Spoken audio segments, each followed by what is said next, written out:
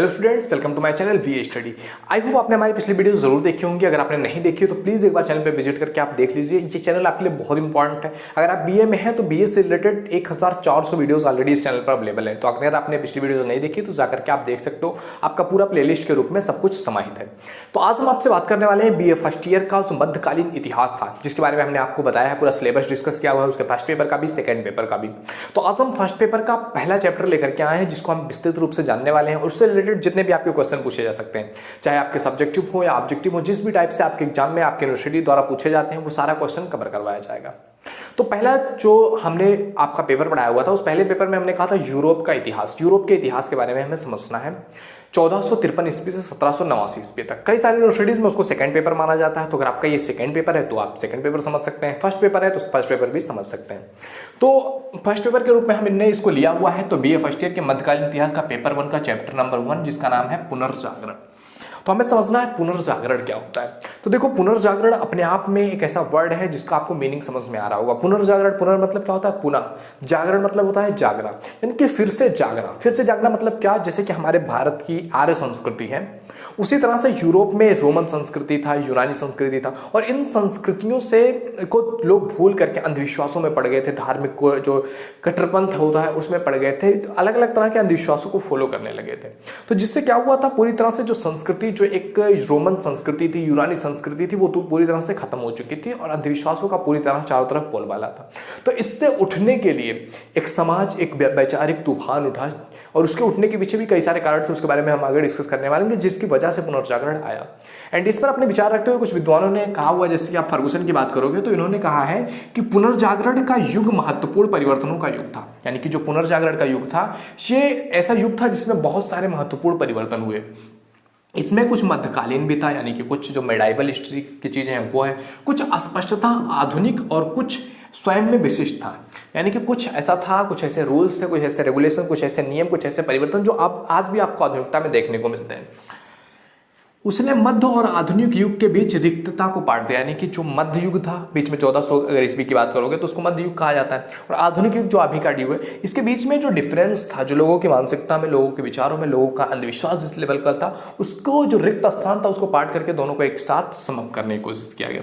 परंतु इसके साथ ही यह महान राजनीतिक, सामाजिक, बौद्धिक जागृति का सांस्कृतिक काल था। यानी कि इस बीच ये ऐसा टाइम पीरियड था जहाँ पर राजनीतिक क्षेत्रों में भी काफी उन्नति हुई, सामाजिक क्षेत्रों में भी बड़े तूफान आए, बौद्धिक जागृति के क्षेत्र में भी बड़े लेवल पर चेंजेस हुए।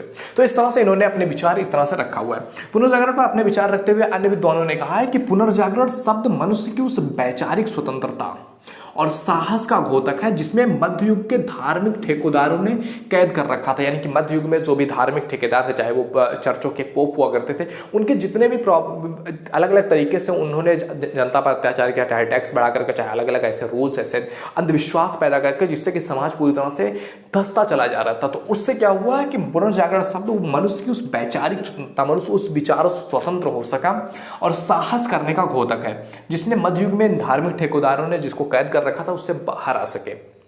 तो इस तरह से हम समझ सकते हैं कि पुनर्जागरण क्या है, जहां से व्यक्ति फिर से जागता है और अपने रियल प्रॉब्लम्स की तरफ, रियल जो समाज है उसकी तरफ देख सकता है। अब आओ आगे देख समझते हैं कि पुनर्जागरण की प्रमुख विशेषताएं क्या हैं और इसका कारण क्या है। विशेषता ही जो पुनर्जागरण मतलब क्या क्या हुआ, पुनर्जागरण क्यों हुआ, तो उसके पीछे वही कारण भी होगा, क्योंकि उसी वजह से पुनर्जागरण हुआ। तो पुनर्जागरण का सबसे पहला कारण जो था वो है आपका मानववाद। पुनर्जागरण का पहला कारण क्या है? मानववाद। यानी कि पुराने समय से क्या हो रहा था, एक ऐसी व्यवस्था आ रही थी कि मानव उतना इम्पोर्टेंट नहीं है, देवी देवता, धर्म, ये चर्च, ये ठेकेदार, ये पोप, ये उतने ज़्यादा इंपॉर्टेंट हो गए थे कि उसके बीच में मनुष्य की जो अपनी प्रॉब्लम्स थी, अपने समाज की प्रॉब्लम्स थी, उसको निगलेक्ट कर दिया जाता था। समाज पूरी तरह से धार्मिक जो क्षेत्र थे, या पोप, चर्च, उसके कंट्रोल में आ चुका था। तो मानवतावाद का धीरे धीरे विकास होने लगा कि मनुष्य के जो प्रॉब्लम्स है, मनुष्य के समाज में जो आर्थिक प्रॉब्लम है, सामाजिक प्रॉब्लम है, राजनीतिक प्रॉब्लम है, ये बहुत महत्वपूर्ण भूमिका निभाते हैं। ऐसा कई सारे विद्वानों ने कहा। ऐसा कहने के पीछे, इस तरह की भावनाओं के पीछे भी बहुत महत्वपूर्ण भूमिका आती है। जो दूसरा हमने यहाँ आगे डिस्कस किया हुआ आपके साथ, महान खोजें और नाविकों में, इसमें क्या हुआ कि जब कुछ तो दुनिया पर तुर्कों का अधिकार हो गया, तो जो यूरोप और एशिया के बीच का का रास्ता था, जहाँ से यूरोप और एशिया के बीच आदान प्रदान जो ट्रांसपोर्ट का सिस्टम था वो पूरी तरह से बंद हो गया। क्यों? क्योंकि मुस्लिमों का अधिकार हो गया, तुर्कों का अधिकार हो गया, तो अब इधर उधर सामानों का लेन देन खत्म हो गया, तो नए नए रास्तों की खोज किया गया। और जब कुछ तो दुनिया पर अधिकार हुआ तो वहाँ पर जितने भी यूनानी दार्शनिक थे या अलग अलग दूसरे धर्मों के, क्रिश्चियनिटी के, तो वहाँ के जो विद्वान थे वो वहाँ से भागे, चाहे वहाँ के स्टूडेंट रहे हो या अध्यापक रहे हो, तो वहाँ से भाग करके वो इटली में शरण लिया। और इटली में ऑलरेडी जो है मार्टिन लूथर के योगदानों के थ्रू थोड़ा थोड़ा स्टार्ट हो चुका था मानवतावाद या इन चीज़ों के खिलाफ विद्रोह, और इन लोगों के आ जाने की वजह से मानवतावाद का पूरा गढ़ बन चुका था इटली, और वहाँ से मानवतावाद उदय हुआ, जिसकी वजह से एक बड़े लेवल पर धार्मिक सुधार आंदोलन भी स्टार्ट हो गए, जो चर्च थे, पोप थे, उनके खिलाफ आंदोलन भी स्टार्ट हो गया। तो यहाँ से पुनर्जागरण की स्थापना होती है। तो मानवतावाद की इस तरह से स्थापना होती है, और मानवतावाद की वजह से कि मानव is the most important thing. आपका जो धर्म क्या करते थे ना कि धर्म में मोक्ष सबसे ज्यादा इंपॉर्टेंट है, उसको हटा करके सामाजिक प्रॉब्लम, सामाजिक समस्याएं, लोगों के जीवन को कैसे उत्थान किया जाए, उसको इंपॉर्टेंस दिया जाने लगा, जिससे क्या हुआ, एक वैचारिक तूफान आया। दूसरी चीज है, इसके पीछे कारण है कला। लोगों का कला की तरफ रुचि बढ़ना, चाहे वो स्थापत्य कला हो, मूर्ति कला हो, संगीत कला हो, चित्रकारी हो, लोगों का अपने जो सेल्फ है उसमें इंटरेस्ट आने लगा, लोग अपने आप में कुछ करने लगे, कुछ नई चीज़ों की शुरुआत होने लगी, जिससे अपने कला के माध्यम से लोग अपनी अपनी भाषाएं, अपनी अपनी बातें व्यक्त कर सकते थे, जिससे समाज में एक तूफान आने लगा, वैचारिक तूफान। इसके बाद आया साहित्य, क्योंकि कई सारे विद्वान आए थे, उन्होंने क्या किया, जो लौकिक लैंग्वेज थे, यानी कि जो लोगों का लैंग्वेज था या आस पास के जो लोग थे, उस लैंग्वेज में उन्होंने क्या किया, बुक्स लिखना स्टार्ट कर दिया, समाज को जगाना स्टार्ट कर दिया कि क्या क्या समाज में प्रॉब्लम्स हैं, किस तरह से चर्च या पोप हमारे साथ गलत कर रहे हैं, ये आपके साथ गलत हो रहा है। इस तरह से मतलब पूरी तरह से एक विद्रोह की भावना साहित्यों की तरफ से भी लाया गया। ये भी एक बहुत महत्वपूर्ण रीजन था। महान नाविक खोजें, इसके बारे में हमने बताया कि जब रास्ते बंद हो गए तो अलग अलग तरीके से पहले क्या होता था कि जितनी भी लोगों के बीच में कॉन्ट्रैक्ट था वो यूरेशिया में ही था। यूरेशिया मतलब यूरोप और एशिया के बीच में ही कॉन्ट्रैक्ट था, और वही पूरी दुनिया थी उनके हिसाब से, यहीं तक दुनिया है। लेकिन बाद में क्या हुआ, नई नई क्या हुआ, खोजें हुई, महान खोजें हुई, जब पता चला कि नहीं, इसके अलावा भी अलग अलग तरफ है, पृथ्वी गोल है, यहाँ अलग भी कोई दुनिया हो सकती है, तो फिर नए नए नाविक निकले खोज करने के लिए, चाहे वो मार्को पोलो रहे हो, वास्को डी गामा रहे हो, कोलंबस रहे हो, अलग अलग लोग निकले, जिससे कि अलग अलग तरह की दुनिया के बारे में खोज हुआ, वहाँ से अलग साहित्यों की खोज हुई, अलग तरह का माइंडसेट, अलग तरह के रिलीजन। तो इससे क्या हुआ, एक संपर्क में आया। अगला चीज़ है आविष्कार भी हुआ, कई सारे वैज्ञानिक आविष्कार हुए, जैसे कि गोदुमनमा हो गया, जिससे कि जब जो जा रहे हैं नाविक, उनको बहुत काफ़ी हेल्प हो गया, जिससे कि एक डायरेक्शन दिख सकती थी, दिशा दिख सकती थी। एक गैलीलियो ने खोज कर दिया दूरबीन की, जिससे कि दूर की चीज़ें दिखाई दे सकती थी, जिससे कि हम अपने पृथ्वी से बाहर भी चीज़ें देख सकते थे। अब जो है प्रिंटिंग मशीन की भी शुरुआत हो चुकी थी, छापे खाने, जिससे कि जो बुक्स लिखे जाते थे उसको छाप करके लोगों तक पहुंचाया जा सकता था, जिससे कि लोगों तक जो साहित्य है उसको पहुंचाना आसान हो गया था। तो बहुत सारे वैज्ञानिक आविष्कार हुए, जिसकी वजह से भी, जिन्होंने भी पुनर्जागरण को हवा दिया और पुनर्जागरण समाज में हो सका। तो ये कुछ रीजन्स थे जिसकी वजह से पुनर्जागरण आ सका, पुनर्जागरण समाज में हुआ।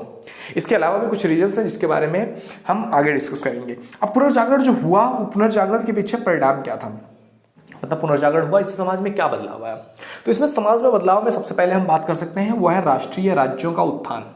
यानी कि इससे क्या हुआ, राष्ट्रीय राज्यों का उत्थान हो गया। जो राज्य थे छोटे छोटे भागों में बटे हुए थे, या एक धर्म के रूप में या एक पोप के द्वारा ही पूरे राज्य कंट्रोल होता, वो क्या हुआ, एक राष्ट्रीय राज्य में, यानी कि कई सारे क्षेत्र मिलकर के एक राजा एक राज्य के रूप में धीरे धीरे स्टार्ट हो गया। वो अब धर्म के रूप में ही कंट्रोल नहीं होने लगा, बल्कि समाज की प्रॉब्लम, समाज की समस्याएं, उसको देखने के लिए एक राजा, उसकी व्यवस्था, उस चीज़ की तरफ समाज बढ़ने लगा। दूसरी क्या हुआ कि सामंतवाद का पतन हो गया। जो सामंतवाद क्या था कि छोटे छोटे जो सामंत थे, छोटे छोटे ठेकेदार, जमींदार, इन्होंने क्या किया, छोटे छोटे जगहों पर अपनी एक हुकूमत की तरह कार्य करने लगे, एक राजा की तरह वो काम करते थे, और आपस में एक राजा की तरह ही लड़ा करते थे। जैसे एक राजा दूसरे राजा से लड़ता है, ऐसे ही एक जमींदार दूसरे जमींदार से, एक सामंत दूसरे सामंत से लड़ा करता था। और कभी कभी तो इस तरह से हो जाती थी कि ये सामंत राजा से भी लड़ जाया करते थे, और कई बार जीत भी हुई, जिससे कि उन्होंने अपना एक राज्य ही स्थापित कर लिया।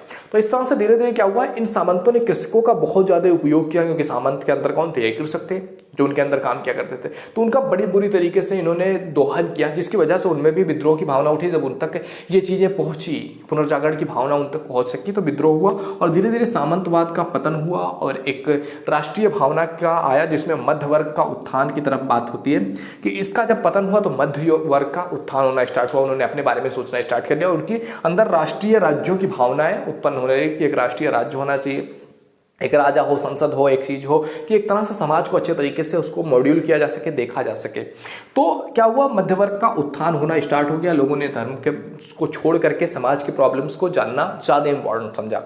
इसके बाद नवीन आविष्कार भी हुए, नए नए आविष्कार धीरे धीरे होने लगे। क्यों? क्योंकि हम अलग अलग सभ्यताओं के कॉन्ट्रैक्ट में आने लगे, अलग अलग तरह के रास्ते, नए नए चीज़ों की खोज होने लगी। तो आविष्कारों का इसमें तेजी मिला, क्योंकि इन आविष्कारों का यूज होकर के बहुत बड़े लेवल पर आर्थिक स्थिति भी मजबूत हो रही थी, सामाजिक स्थिति भी मजबूत हो रही थी, राजनीतिक स्थिति भी मजबूत हो रही थी। तो इससे क्या हुआ, कई सारे लोगों ने खोजों पर काम किया, अलग अलग जगहों पर जाते, वहाँ पर अलग अलग चीज़ें मिलती, अलग अलग चीज़ों से धीरे धीरे आविष्कार स्टार्ट हुआ। तो आविष्कारों की जो खोज थी वो बड़ी तेज हो गई, आविष्कार होना स्टार्ट हो गया। पोप शाही की अवनति हो गई। पोप शाही मतलब जो चर्च में पोप हुआ करते थे, जिनकी आर्डर ही सब कुछ हुआ करते थे, जिनके ताम्रपत्रों के बारे में मैंने बताया आपसे। क्षमा पत्र जो होते थे, जो क्षमा पत्र एक तरह से ताम्रपत्रों पर लिख दिया जाता था कोई चीज़ कि अगर आप ये गलती करने जा रहे हो आप पहले लिख दो, उसके बाद उसके एवज में पोपों को पैसे दे दो, सोने के सिक्के दे दो। और आपको गलत काम कर भी दे रहे हो तो फिर भी जब आप जाओगे बाद में, तो आपको गलत काम करने की वजह से नर्क में ले जाया जाएगा, तो वो सोने के सिक्के खनकेंगे और तुम्हें वहां से स्वर्ग में पहुंचा दिया जाएगा, नर्क में तुम नहीं जाओगे। इस तरह की जो मान्यताएं थी, इनके खिलाफ धीरे धीरे क्या हुआ, अवनति होना स्टार्ट हो गया। जब लोग पुनर्जागरण की तरफ बढ़ने लगे कि नई नई चीजें, नए नए समाज, नई नई सोच, तो उससे क्या हुआ, जो हम सोच रहे थे, जो पुराने समय में ये मान्यताएं थे, पोपों का अधिकार था कि उन्होंने जो कह दिया वही होगा, उससे लोग हटने लगे और राज्य की तरफ बढ़ने लगे। इस तरह से पोपों की जो पावर थी, जो शक्ति थी, उसमें क्या हुआ, अवनति होना स्टार्ट हो गया। तो ये सारी चीजें होने लगी, पुनर्जागरण की भावनाएं उठी, जिससे कि धार्मिक आंदोलन हुआ। अब धार्मिक आंदोलन में क्या क्या चीजें हुई, हमारा सेकंड टॉपिक आता है, जिससे हमने सिलेबस में डिस्कस किया हुआ था कि सेकंड टॉपिक आएगा आपके धर्म सुधार आंदोलन, धर्म सुधार चीजें क्या क्या हुई, क्यों हुआ, क्या इसके पीछे रीजन था, इसके बारे में हम नेक्स्ट चैप्टर में जानने वाले हैं। तो आई होप ये वीडियो तुम्हें पसंद आया होगा। वीडियो पसंद आए तो लाइक जरूर करो। पहली बार चैनल पे आए please visit the channel, it is the most one channel. If you are in BA तो एक बार जाकर के विजिट जरूर कर लेना। ओके, मिलते हैं आपसे अगले वीडियो में, तब तक के लिए जय हिंद, जय Bharat, thank you, bye bye.